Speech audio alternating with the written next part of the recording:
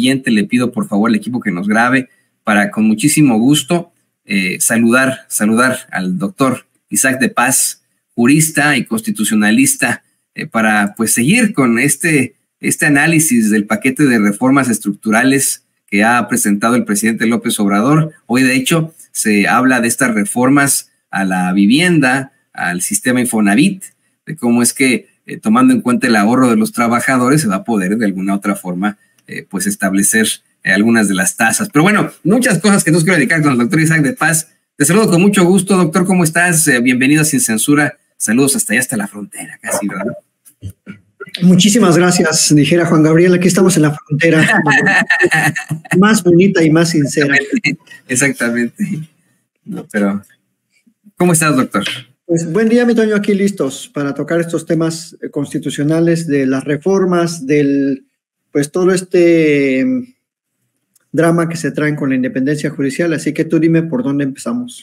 Vamos con eso. ¿Qué te parece? Efectivamente, pues desde ese poder judicial y ante declaraciones muy duras del presidente López Obrador en los últimos días sobre la ministra presidenta Norma Piña, han estado desgarrándose las vestiduras durante pues las últimas horas. Si no era Juan, era Chana, ¿no? Si no se trataba de golpear al presidente López Obrador con la pseudonota desmentida del New York Times, buscaron de alguna otra forma los medios de comunicación corporativos implantar la idea de que López Obrador dio a conocer que él determinaba lo que pasaba en la Suprema Corte de Justicia cuando estaba de ministro presidente Arturo Saldívar, y que ahora critica a Piña y la acusa de ratera. Cuando pues mire, la verdad es que sí, efectivamente, en tiempos de Saldívar hubieron muchas circunstancias propositivas para el pueblo, y no, también hubo determinaciones que fueron muy, muy ajenas al pueblo, y hoy en día, híjole, nos hemos enfrentado a circunstancias muy cuestionables y desafortunadas, teniendo a la ministra Norma Piña al frente de el Poder Judicial, que ella dice es independiente. Eso es lo que exhibe, doctor, el presidente López Obrador. Dice, es que bajo el argumento de la independencia, Norma Piña ha permitido que, por ejemplo, se le descongelen las cuentas a la esposa de Genaro García Luna, ¿no? Pues mira, mi querido Toño, y público de Sin Censura, a ver, primero tendríamos que señalar qué es la independencia judicial de todo esto que estamos discutiendo.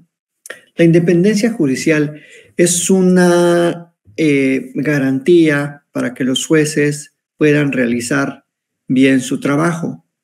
Para eso se requieren, entre otros requisitos, pero los más importantes son 3. Que haya reglas claras para su nombramiento, reglas claras, que haya reglas, que alguien sepa cómo puedes llegar a ser juez, cómo puede permanecer siendo juez y cómo lo van a quitar si es que se equivoca en algo, digamos. Es una primera regla. Luego, esta regla llega a la garantía de estabilidad, a la garantía de duración de su cargo. Los plazos tienen que estar claros. Por ejemplo, los ministros duran 15 años, los magistrados y los jueces de distrito tienen un periodo menor, con un proceso de ratificación que tiene también una serie de requisitos. Y el tercero es que estos jueces, estas magistraturas constitucionales puedan realizar su trabajo sin presiones externas. Y aquí quizás es en donde muchos interpretan que si el presidente los critica en la mañanera ya es una presión externa. Una crítica es eso, una crítica, y uno la tendría que aceptar o rechazar, pero las críticas de un poder no minan el criterio de los jueces. Tan no lo minan que por más que los ha criticado el presidente en la mañanera, no han cambiado muchas decisiones, ni han cambiado su visión, ni mucho menos pretenden cambiarla. Tú lo acabas de mencionar, en casos muy de daño al erario público, de daño a la sociedad, porque el dinero público que se roban en esos delitos, desvío de fondos, fraudes, operaciones de procedencia ilícita, se le hace el daño a la sociedad, el ofendido es la sociedad y las arcas nacionales, el patrimonio. No han hecho caso, o sea, son más libres que nunca hoy los jueces, o sea, son más libres que nunca, Toño, o sea, y eso se ha venido incrementando desde la reforma del 94. Pero una cosa es la libertad judicial y otra cosa, ¿por qué no decirlo?, es pensar que los jueces no se deben a nadie. Esa es una visión también muy equivocada que está teniendo este sector de la academia que defiende así a capa y espada a los jueces y dice que es un poder autónomo, independiente y que no le debe rendir cuentas al otro. Eso es falso, Toño. Eso es falso. El Poder Judicial sí le tiene que rendir cuentas a la Auditoría Superior de la Federación en cómo se gasta el dinero.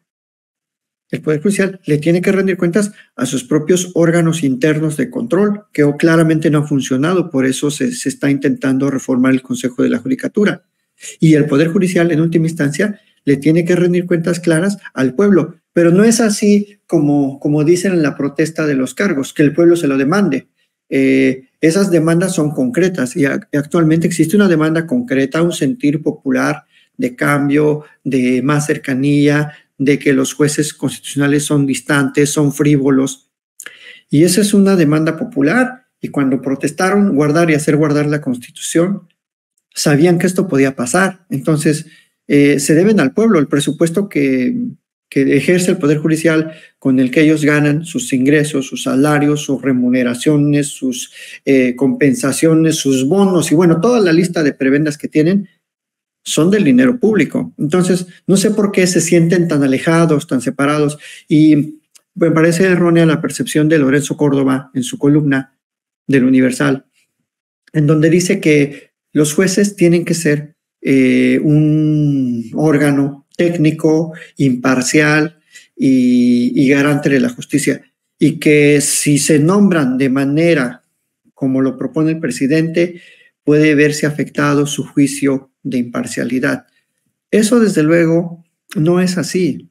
O sea, en países que tienen distintos tipos de nombramientos judiciales, no ocurre que per se ya sean proclives a un presidente que los nombra o que sean 100% justicieros y populares. Eso es totalmente falso. Entonces, es muy lamentable cómo están tratando de confundir la independencia judicial con la política y mezclarla. Bueno, Lili Téllez quiere incluso que vaya, que comparezca al Senado a Arturo Saldívar, el ciudadano, ministro en retiro, Arturo Saldívar de la Rea, pues ya ni siquiera es funcionario, ya no es ministro. Se les dice ministro en retiros porque así lo establece la ley orgánica de que serán ministros en retiro, pero ya no ejercen ninguna función judicial. Y él respondió, incluso le dio una entrevista a Ciro Gómez Leiva y dijo, el Poder Judicial tiene que colaborar, el Poder Judicial se tiene que coordinar. Y es verdad, esas son las reglas de la colaboración y organización de los poderes. Tienen que colaborar unos con otros. Se necesita, Antonio, el Poder Ejecutivo necesita al Poder Judicial y el Poder Judicial, para ejecutar sus determinaciones, necesita siempre al Poder Ejecutivo. No puede haber un Poder Judicial solito. Ellos, los jueces, no son policías. Cuando, por ejemplo, alguien se queja de que otra persona, el deudor, le tiene que pagar un crédito, un dinero, el Poder Judicial manda el oficio a la Seguridad Pública para que vayan a cobrarle a la fuerza los embargos. Y entonces hay una colaboración mutua. Hay una colaboración mutua. Debe haber un respeto mutuo y recíproco. Lo que ahora estamos viendo, en realidad, es una apertura que creo que no la vamos a volver a ver nunca en este país, una apertura de la visión del Poder Ejecutivo, un diálogo directo, frontal, quizás escabroso, quizás incómodo para esas buenas conciencias de gente que no le gusta enfrentar los temas de manera pública. Pero esto es una consecuencia natural de la madurez de las democracias. Ahora, si me permiten un paréntesis, hemos visto cómo en la sala superior del Tribunal Electoral del Poder Judicial se rompen ahí las vestiduras entre ellos. Han cambiado no sé cuántas veces de presidente, que tú ya no eres, que no voy a tu informe, que mejor me voy a desayunar, que nadie sabe ahí, es una guerra intestina. ¿Y ahí qué? ¿Frente a qué factores externos están sucediendo ese tipo de cosas en la sala superior? ¿Y por qué nadie las critica? ¿Por qué la academia buena ondita se calla? Se callan los ojos, ¿no? Iba a decir se callan la boca, pero bueno. ¿Por qué callan? ¿Por qué nadie critica esa falta de coordinación, de organización entre ellos? Que desde mi punto de vista afecta a la estabilidad de la impartición de justicia electoral. Pero bueno, eso nadie lo dice, nadie lo critica, todos muy contentitos, muy compas, pero en realidad hay una lucha intestina al interior de la sala superior y nadie quiere ver el rinoceronte en el cuarto, o el elefante, o no sé, el dinosaurio, como se diga. Entonces, creo que estamos en tiempos de madurez de los poderes, de fomentar el diálogo. Quizás no les gusta, nunca les ha gustado el diálogo frontal, responderle a la sociedad y se desgarran las vestiduras. Y ya por ejemplo, en Estados Unidos, Toño, tú lo sabes, ¿quiénes nombran a los jueces de distrito, a los magistrados? Se eligen, efectivamente. De los cortes de apelación. Se eligen y efectivamente tienen hasta, destacan que tienen un partido político, pueden ser conservadores, liberales, lo que ellos dicen en sus perfiles. Son partisanos. Sí. Y los federales los eligen los presidentes. Los eligen los presidentes. Biden ha elegido como a 180, Trump eligió como casi 200. Los eligen directamente, Toño.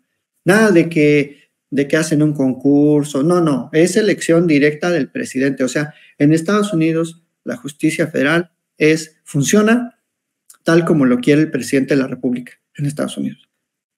Y se ha caído su democracia y están los académicos ahí criticando eso, que el presidente de Estados Unidos no ha leído un juicio crítico de alguien de Harvard o de Stanford o de UCLA o de Berkeley que diga, no, esto atenta contra la independencia judicial. Quiere secuestrar, quiere ser un autoritario, un dictador, Joseph Biden, o George Bush en aquel tiempo, ¿no? O Clinton. Entonces, pues la verdad es que los sistemas constitucionales funcionarían mejor si todos los jueces fueran más abiertos, rindieran más cuentas al público. Y lo que quiere hacer esta reforma que plantea el presidente es eso, que rindan cuentas, que salgan a la sociedad y que sepamos quiénes nos juzgan y cuáles son sus criterios y cuáles son sus trayectorias. Es eso, ni más ni menos. Oye, hay que ser también muy honestos, efectivamente hubo cuestionamientos en tiempos de Trump, pero designó a cada fichita y era la preocupación, ¿no?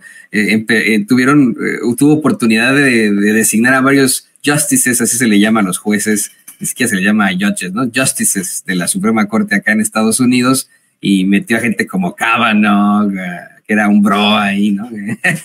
Como él, ¿no? Casi nada más sacaba la cervecita de aquí y se ponía ahí a hablar muy mal de las mujeres. Y hoy te cuento yo cómo está la Suprema Corte de Estados Unidos en cuanto a determinaciones, pero tienes toda la razón.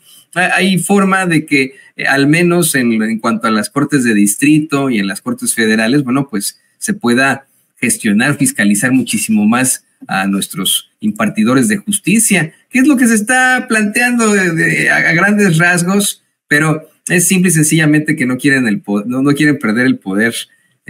Así que, querido doctor, esta explicación ha sido muy, muy interesante, como siempre, para el público consentidor de Sin Censura. Muchas gracias, como siempre, por este tiempo, estas reflexiones que nos haces. Por favor, compártenos también tus redes sociales. Muchas gracias, querido Toño. @Isaac de Paz en X o Twitter y en mi canal de YouTube, Isaac de Paz González. Ahí síganme, vean mis videos y bueno, compártanos. Muchas gracias, mi Toño. Gracias a la audiencia y feliz viernesito para todos y todos. Feliz viernes, ahí lo tiene usted, al queridísimo jurista y constitucionalista, el doctor Isaac de Paz